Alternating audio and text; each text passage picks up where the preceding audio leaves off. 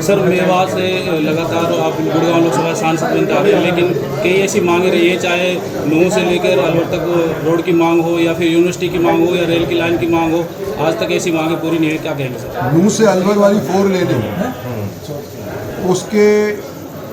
उसकी अनुमति मिल चुकी है, आचार संहिता लग गई थी, इस वजह से उसके ऊपर काम शुरू हो नहीं पाया। ये इलेक्शन कमीशन की वजह से रोक लग गई है, लेकिन जैसे ही इलेक्शन संपन्न हो जाता है इसके ऊपर काम चालू हो जाएगा।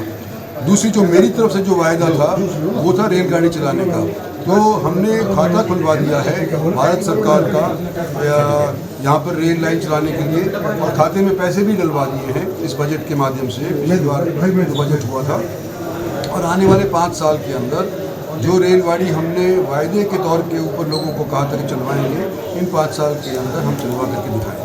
तो ये माना जाएगा सर इस बार रेल की सीटें सुनने को मिलेगी मेवात के लोगों को? मेवात के अगर ताउडू को मेवात का हिस्सा गिनते हो तो अभी भी वहाँ पे काम चल रहा है। ताउडू के इर्द गिर्द ऑलरेडी ऑर्बिटल रेल कॉरिडोर के तौर के ऊपर काम चल रहा है, तो ताउडू में तो सीटें भरी जाएगी इसी साल के अंदर ही, तो अगले साल के शुरुआत के अंदर। लेकिन यहाँ बाकी जो मेवात है इसके अंदर ही अगले 5 साल के अंदर हम सीटें बनवाएंगे। नूह में सर एक रैली हुई थी, उसमें आपने कहा था कि मेवात की जनता मुझे वोट दे दो वरना मैं जीत तो रहा हूँ, गुड़गांव और रेवाड़ी की जनता मुझे दिशा देगी। तो ये सर क्या था, ये क्या कहना चाह रहे थे? ये तो इतिहास है, कोई नई बात नहीं है कि मेवात के वोट ना मिलने के बावजूद भी 3 इलेक्शन जीता हूँ और बार बार जीता हूँ, इस बार भी जीतूँगा, इसमें कोई दो राय नहीं होनी चाहिए। सर दिल्ली मुंबई एक्सप्रेस पर मरोड़ा कट की लगातार डिमांड चलते हैं, मरोड़ा कट की उसको अभी तक अमली जामा नहीं पहनाया गया। देखो, मरोड़ा कट का मैं आज के दिन जिक्र नहीं कर सकता, और ना ही आज के दिन हम इस बात के ऊपर वोट मांग रहे हैं कि मरोड़ा कट के ऊपर हमारे को मिले ना मिले। मोटे मोटे जो काम हमने मेवात के अंदर करवाए हैं, जैसे कि ये हाईवे मुंबई एक्सप्रेस वे है, डेडिकेटेड रेल कॉरिडोर है, जैसे कि रोड्स का हम निर्माण भारत सरकार की तरफ से नेशनल हाईवेज़ का करते आ रहे हैं, ऑर्बिटल रेल कॉरिडोर है, ये सारे काम हमने मेवात के अंदर करवाए हैं। और हमने यहाँ पर मेवात के अंदर पानी उपलब्ध करवाने के लिए यमुना से पानी मेवात कैनाल के माध्यम से भी काफ़ी संख्या के अंदर करवाया है।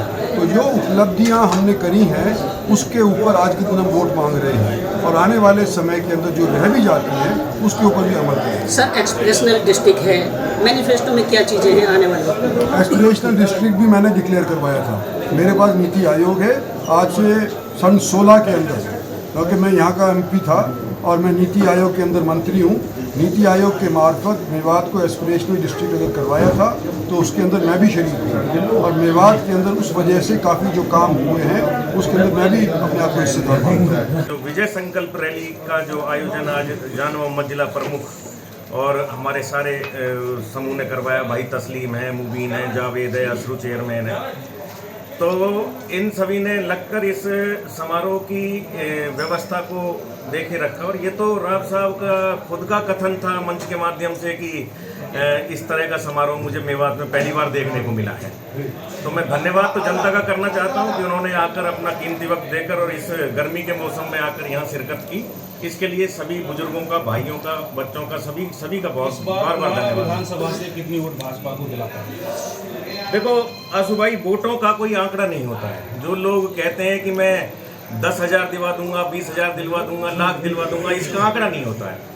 हाँ, वोट उनको समझाकर जनता के बीच में जाकर वोट मांगनी पड़ती है, और तब जनता भरोसा कर वोट देती है, क्योंकि जो वोट है ये अमूल्य योगदान है किसी भी सरकार को बनाने और बिगाड़ने में।